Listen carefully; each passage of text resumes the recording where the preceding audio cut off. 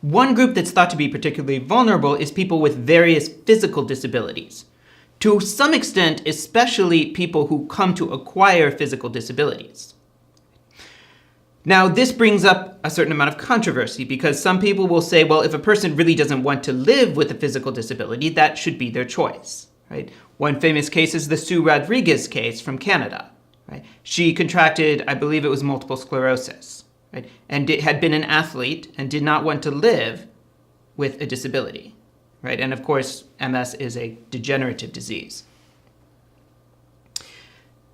Now, other people will say, no, that's not appropriate, right? In particular, for example, there's one prominent proponent of euthanasia, right, who comes to speak in various places, and he'll often come to find disabled people chained to the door, right, because they believe that his arguments devalue their lives, and that person is particularly extreme.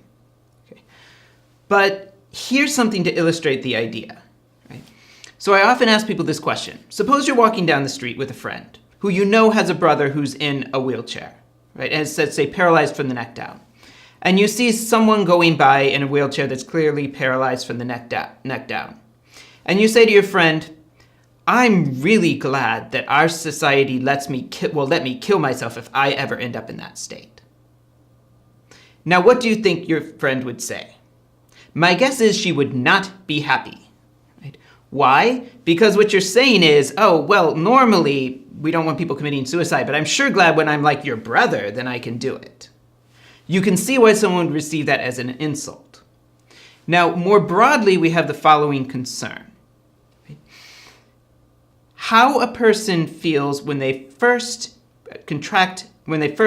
acquire a disability, and how they feel a year, 2 years, 3 years later can be very different.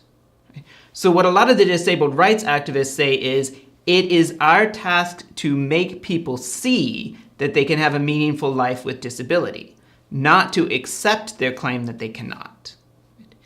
And they regard it as a kind of insult, right? But not just in a casual way, but a very deep kind of disrespect, right?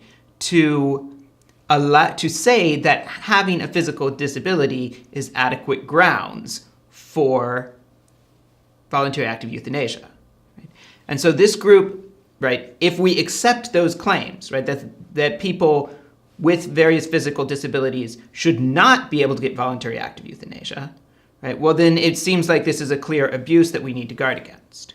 Even if we don't think that, we have to be very careful to make sure that it is a fully considered, informed decision, right, before a person is allowed to take his own life because of, or have another person take his life because of some kind of physical disability.